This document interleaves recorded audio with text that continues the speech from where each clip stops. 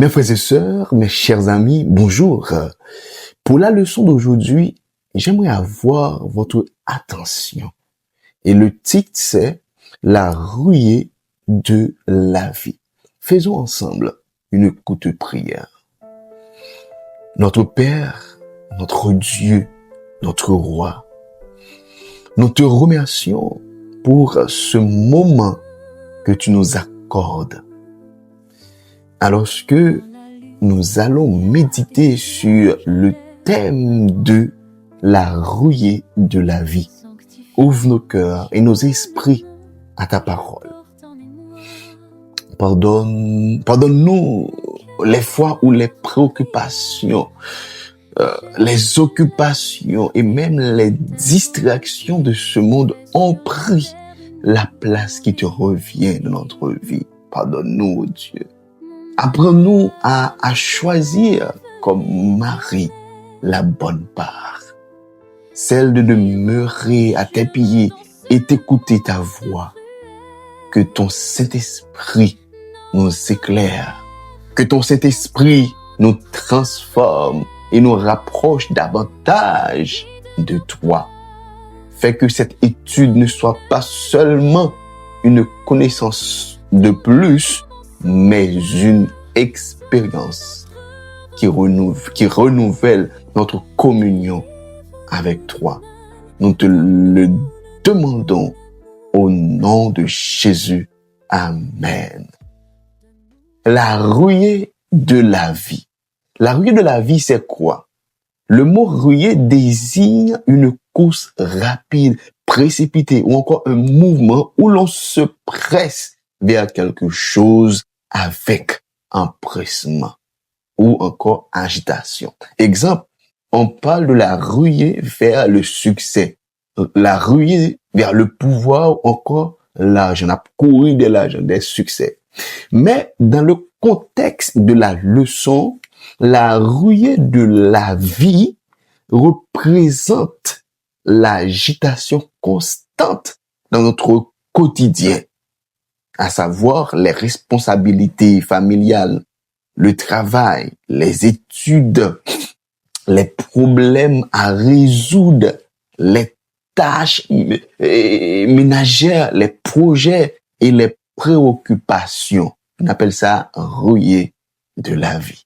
Maintenant, mes frères et sœurs, mes chers amis, écoutez cette histoire.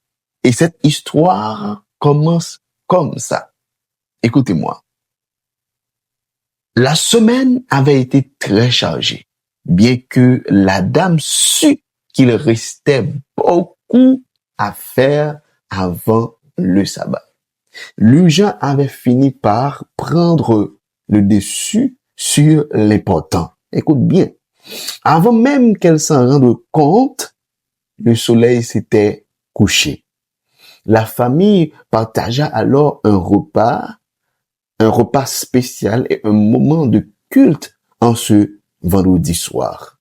Mais au matin du sabbat, lorsqu'elle se leva tôt, elle ne put s'empêcher de remarquer la salle de bain sale et la nettoyer rapidement.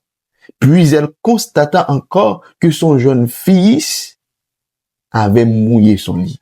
Elle mit donc les draps et quelques vêtements de la machine à laver. En préparant le petit déjeuner, elle se rendit compte aussi qu'il n'y avait pas de dessert pour le repas de midi et se dépêcha de préparer un pain aux bananes. Elle vit ensuite que son mari avait besoin d'une chemise repassée pour l'église. Elle s'en occupa puis plia quelques vêtements et sortit la poubelle. Alors, une pensée surgit. C'est le sabbat, le jour que j'aime plus que tout autre. Et pourtant, me voici occupé à toutes ces tâches, au point de me laisser distraire de la véritable signification du sabbat. Un jour, pour me rapprocher de Dieu, Un instant plus tard, elle chercha à justifier ses actes. Oh oui, toutes ces choses étaient nécessaires. L'était-elle vraiment? Alors elle comprit qu'elle agissait comme Marthe, occupée à divers soins domestiques, selon Luc 10, verset 40. Mais les paroles de Jésus résonnèrent à nouveau en elle. Tu t'inquiètes et tu t'agites pour beaucoup de choses. Une seule chose est nécessaire. Marie a choisi la bonne part qui ne lui sera point ôtée. La bonne part, c'est s'asseoir aux pieds de Jésus par amour pour lui. Non seulement le jour du sabbat, mais chaque jour. Et ce matin-là, elle ne l'avait pas choisi parce qu'elle aimait Dieu, mais il était si facile d'oublier qu'il lui avait donné le sabbat. Comme un don dans le temps pour renforcer leur relation. Eh bien, des larmes silencieuses coulèrent sur ses joues, tandis qu'elle restait immobile de la cuisine. Mes frères et sœurs, l'histoire racontée n'est pas seulement celle d'une femme occupée un matin de sabbat. C'est l'histoire même de chacun de nous, toi et moi. C'est que nous aimons Dieu, nous désirons le servir. Nous voulons passer du temps avec lui. Pourtant, très souvent, les exigences de la vie quotidienne prennent tellement de place que nous finissons parfois par donner à Dieu ce qui reste de notre temps, ce qui reste de notre énergie, ce qui reste de notre attention. C'est que le danger n'est pas toujours le péché évident. Parfois, c'est simplement la distraction. Satan ne cherche pas seulement à nous rendre mauvais, non, mais il cherche aussi à nous rendre tellement occupés que nous n'avons plus de temps d'être en communion avec Dieu. D'accord? C'est que parfois, l'urgence peut devenir l'ennemi de l'essentiel. C'est que dans ce récit, aucune des tâches accomplies par cette dame ou quoi, cette femme était mauvaise. Non. Nettoyer la maison, c'est bien. Laver les draps, c'est bien. Préparer le repas, repasser une chemise, ranger la maison, c'est normal, c'est bien. Toutes ces choses étaient utiles, mais le problème n'était pas la nature des activités. Le problème était leur place dans son cœur. C'est que elle avait laissé l'urgence remplacer l'essentiel. C'est exactement ce qui arrive dans notre vie spirituelle. Un appel téléphonique, une responsabilité professionnelle, d'accord? Tout ça prend place. Un projet personnel, tout ça prend place. Une préoccupation familiale, tout ça prend place et quitter bon Dieu de côté. Eh bien, peu à peu, la présence de Dieu passe au second plan.